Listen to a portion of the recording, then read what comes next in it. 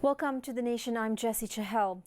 Just a couple of hours ago, Prime Minister Datuk Seri Anwar Ibrahim tabled the 13th Malaysia Plan, a crucial 5-year roadmap from 2026 to the year 2030, with the theme Melakar Semula Pembangunan, or reimagining development. Now, it's a bold vision for a fair and inclusive growth ahead, shaped through broad stakeholder engagement across all levels. And shortly, two guests will be joining me virtually to share their thoughts on the plan. Matthew Barsing, author of Unleashing Malaysia's Economic Potential, and Dr. Muhammad Afzanisam Abdul Rashid, the Chief Economist at Bank Muamalat Malaysia Berhad. Now, before we dive into today's discussion, here are some key highlights of the 13th Malaysia Plan. It's been called a strategic development blueprint for the way ahead, and it focuses on three core areas: good governance, with continued efforts to strengthen integrity, improve public service delivery, and enhance fiscal management; then economic resilience, driven by value creation across all sectors, as well as inclusive development, with a strong emphasis on uplifting the quality of life for all Malaysians. The plan targets a GDP growth between 4.5 and 5.5% annually, supported by strong domestic demand, particularly private consumption and investment. And to deliver on these ambitions, total investments of 611 billion ringgit are required, with major allocations including 67 billion for education, 40 billion for health, 51 billion for security, and 17 billion for the administrative sector. Well, joining us virtually now to help us unpack what this really means for Malaysia's economic future is Matthew Barsing, author of Unleashing Malaysia's Economic Potential. Matthew, thanks for taking your time to be with us. That too right after the Prime Minister's announcement. So a lot to digest here. Let's begin with how you would position a 13th Malaysia Plan in terms of the overall economic journey of Malaysia. What stands out to you most in this plan? Okay, so there's five things that stand out to me with the RMK13. The RMK13 is not just another 5-year plan. It's a transformation we plan and deliver. RMK12, which had very bold ideas, but it lacked a lot of execution. This has been a challenge, and I believe that the government is looking at RMK13 with actionable insights and how they can roll out the new strategies between 2026 and 2030.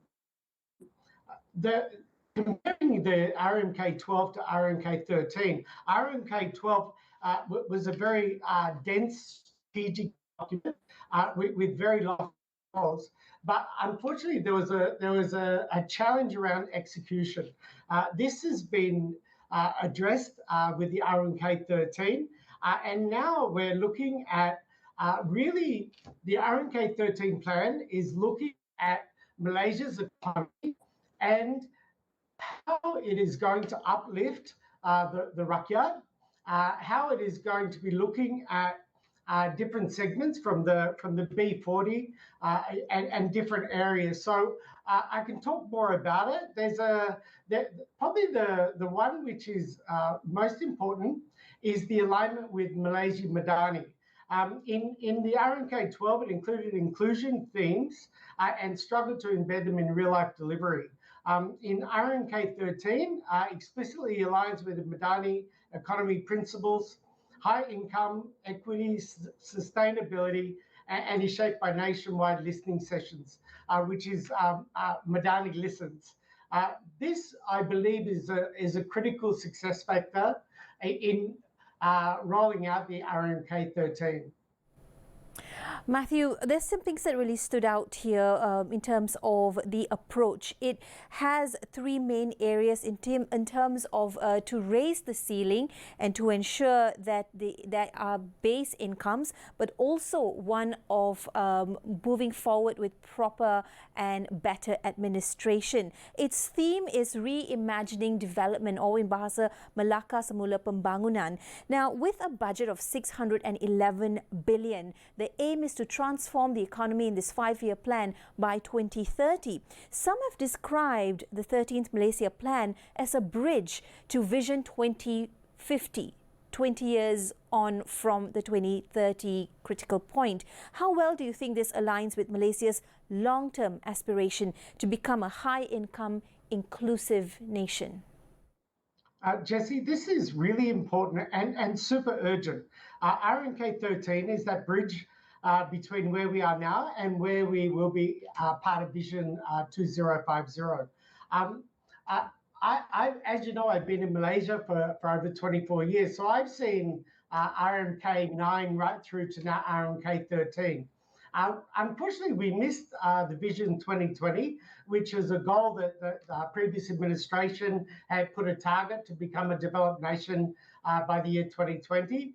But certainly, RMK13 is a step in the right direction if we follow through. I guess the big thing the big theme is going to be not about the strategy, but more about execution and actually getting results that the rakyat will really appreciate.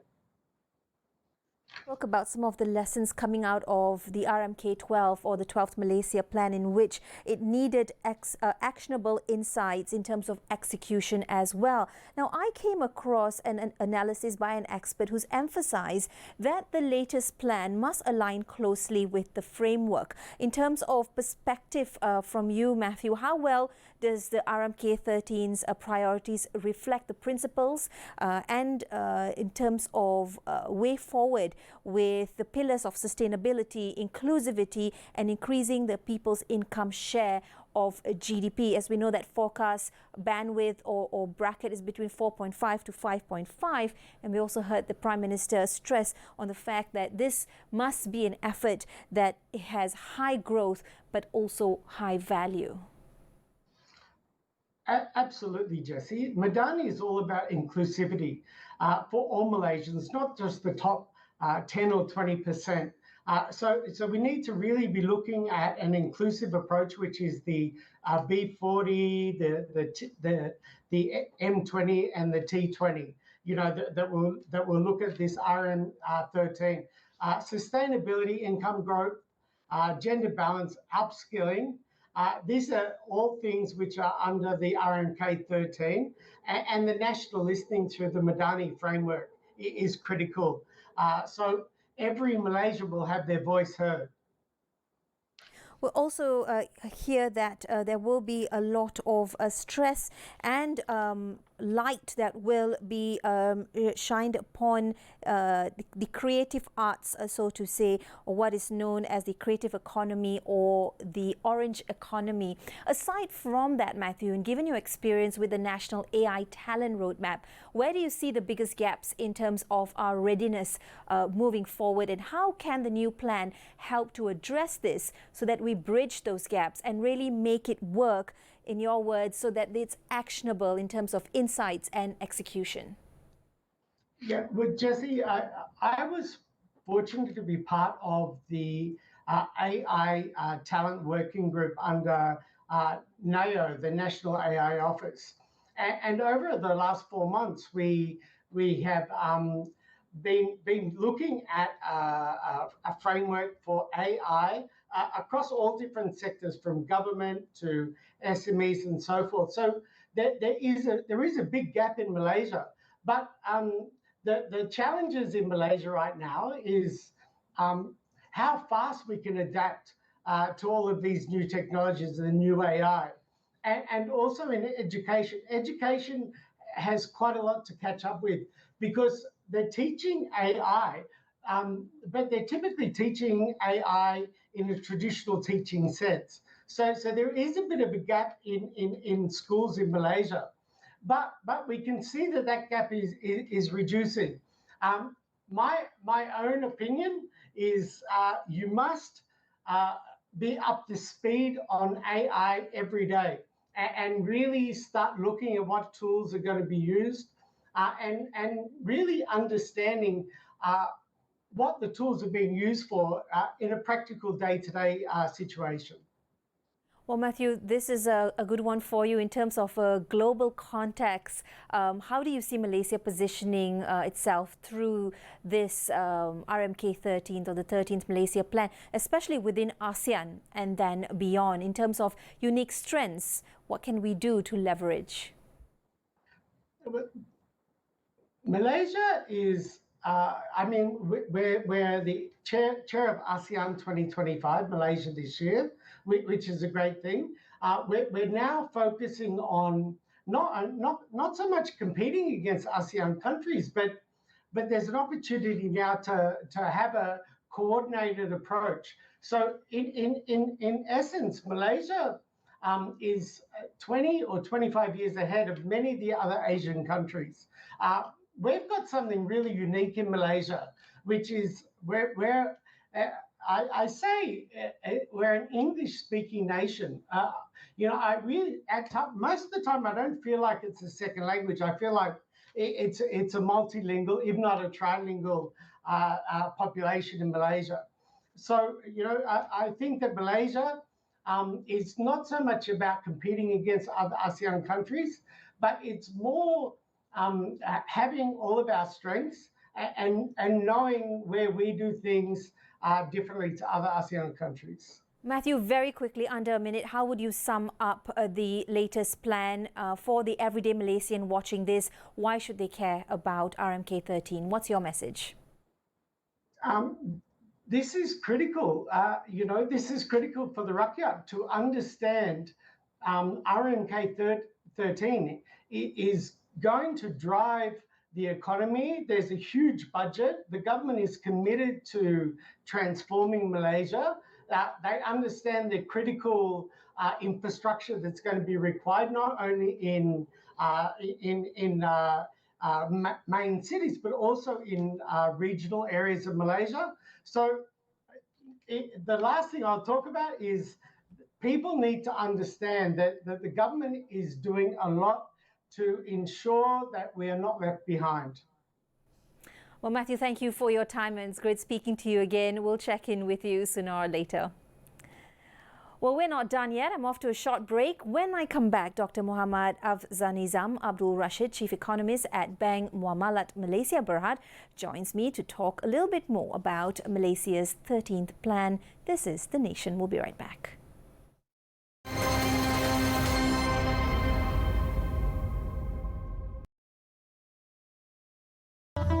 Daun pokok ni busuk lah, ya. Aku tak tahan bau dia. Afham, Arif. Meh tolong atuk kejap kat luar ni. Tapi bila kamu tanam, berbeza dengan kamu beli tahu. Tengok bukit kat sana tu. Kan cantik kalau hijau je. Lagi satu. Kalau pokok dah banyak, suhu pun menjadi sejuk. Tak adalah kamu nak minta ayah belikan aircon. Warisan untuk generasi kita.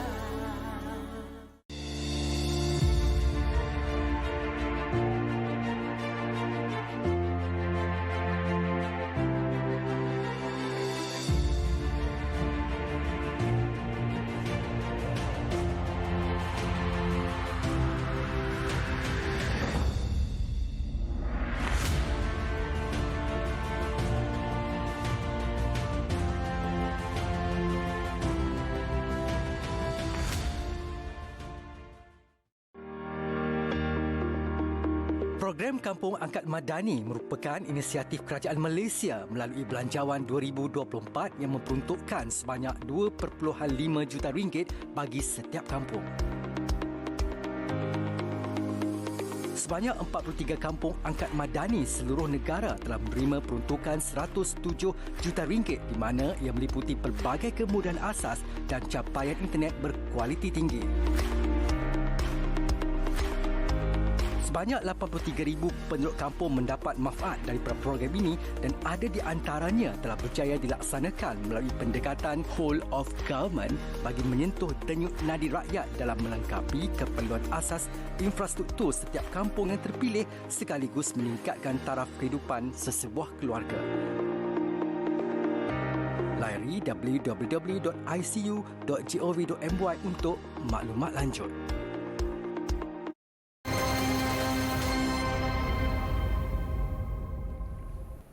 Welcome back. Thanks for staying with me right here on Bernama TV. You're watching The Nation. Our focus today is the 13th Malaysia Plan. And to get a different perspective, we're now joined by Dr. Muhammad Afzanizam Abdul Rashid, Chief Economist at Bank Muamalat Malaysia Berhad. Doctor, welcome and thanks for being with us. I'd like to begin with this. What stood out for you the most during the unveiling of the 13th Malaysia Plan just a few hours ago? Sure. For me, as a macroeconomist, is actually none other than the allocation for the development expenditure, which has been raised from 400 billion in the previous 5-year plan to now to about 430 billion.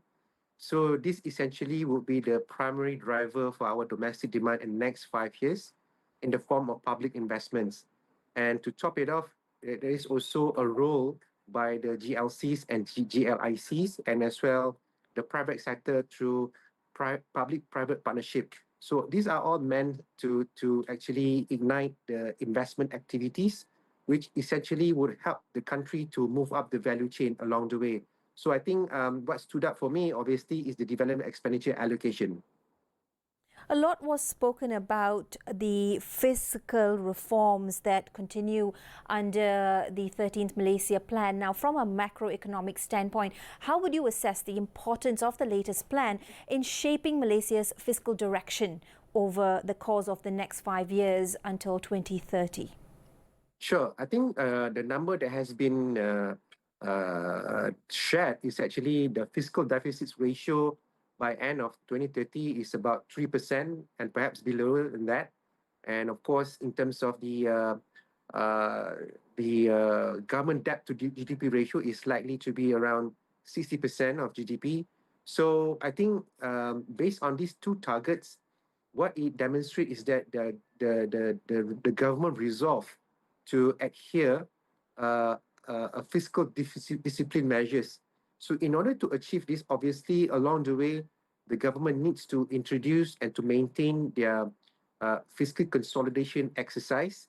That would mean measures revolving around subsidies, rationalizations, and perhaps along the way there will be new taxes, which already been put in place. So I think this momentum will be carried forward, and ultimately the government will be able to reduce the fiscal deficits, and in the interim, obviously, it will help to provide more fiscal space for the government to spend on areas that will be productive in nature. So that's what I gather from the numbers that has been shared by the government. Well, fiscal reforms will continue and must continue to ensure that assistance will reach the most deserving groups. Malaysia aspires to be a high-income nation and rank among the world's top 30 economies in this 5-year timeline as well. Now, Malaysia has also outlined in the latest plan a clear way forward to lead Southeast Asia's economy in fields of AI, technology and renewable energy. But in terms of our green growth, how do you view the role of green growth in contributing to Malaysia's long-term fiscal plan and, as you've mentioned as well earlier, the economic and resilience power that is within this plan? Sure. I think it has been clearly spelled out in the NETR documents, and of course now it's been carried through in the 5-year Malaysian plans. And the Prime Minister did mention about waste to energy. It mentioned about the renewable energy. These are all measures that will actually promote the green economy. Of course, there will be measures for capacity building and more incentives going forward. But I like to think the government is in the right directions, where all angles are being considered to ensure that we are able to grow not just at a strong pace in terms of GDP growth, but more importantly is to ensure a more inclusive growth and a more responsible that will ensure that our ecosystem in terms of ecological will not be severely affected by the economic activity. So it's very wide range of areas that has been taken into consideration when the government crafting these 5-year plans. Could it be, if I could put it to you, that perhaps the plan is ambitious, because you did as well point out to the fact that it is covering a vast area. We also hear that part of the plan strategy is of high value, high growth. Could this plan have any loopholes or gaps in that sense? The guest we spoke to earlier had pointed out to the shortcomings perhaps of the 12th Malaysia plan in terms of its execution. Is there something that this plan is showing in terms of learnings from the previous outline? Yeah, I mean, to be honest, yeah, and I think in the previous 5-year plan, there are macro matrices which are not being met. Obviously, one is actually the fiscal deficits. The original targets is around 3% to 3.5%, but it turns out to be 4.1%. But I think what more important is their desire to ensure that the fiscal consolidation will continue to take place. But yes, I think for me, what more important is the aspiration is to elevate the economic activities in terms of high value added activities. Is how this plan will be achieved, especially in areas relating to education sectors, especially on how we try to promote among our students in terms of the interest with respect to STEM subjects, science, technology, engineering, and maths, at a time when we know that for a fact that the interest among our students in these respective fields are on a decline. So I think the challenge is how we could actually revive the interest among our students in STEMs, and in order to achieve this aspiration, especially when it involves a lot of high tech and high growth areas, which requires a lot of technological base and math centric, so to speak. Yeah. Just before I get to one of the other main or core areas within this plan, that is inclusivity, and we see that across sectors, the government says it wants to be more inclusive and responsive in terms of development, giving priority to raising the quality and standard of living of the people. But just before that, high value FDI, that's often tied to infrastructure as well as investors. On a macro level, in terms of conditions like inflation, exchange rates, do you think these will matter in terms of investors considering entering Malaysia under the new RMK13? Sure, I think economic variables such as the exchange rates, the inflation rates, I mean, in the grand scheme of things, it's about how the macroeconomics would actually fare in the next 5 years. Of course, it matters in terms of confidence building. But the way I see it, there's a process for the government to gain the convictions among the foreign investors. This is where I think the fiscal consolidation exercise really matters, because it takes a lot of guts to do that at a time when there's a clear polarizations in political landscape. And despite those challenges, the government of the day was able to deliver the fiscal consolidation targets. If you look at the first quarter of this year, the size of our fiscal deficits has actually narrowed from 5.7% of GDP in the first quarter of 2024 to around 4.5% of GDP in the first quarter of this year.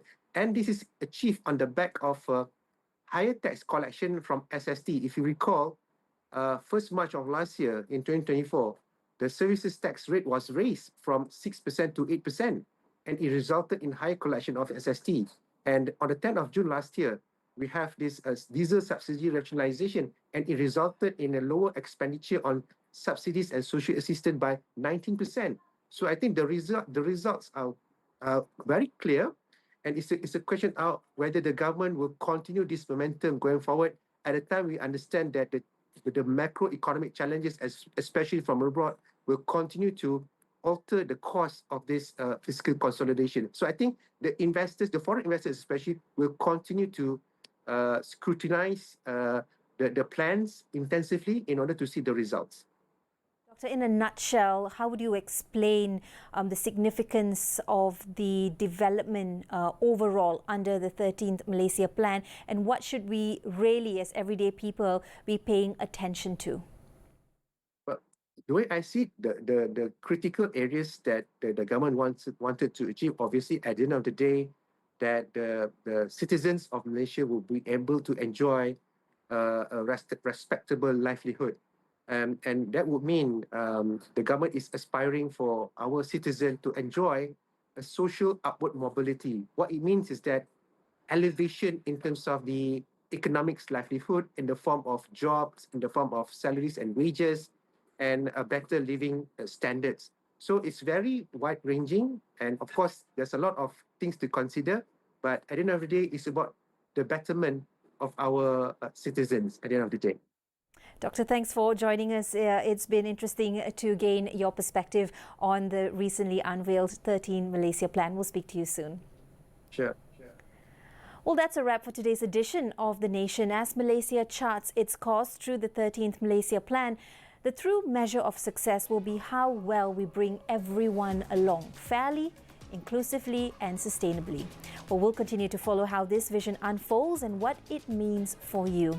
In the meantime, I'm JESSY CHAHAL. Thanks for watching and be sure to follow us for more in-depth conversations on issues that matter. I'll see you next time. Bye-bye.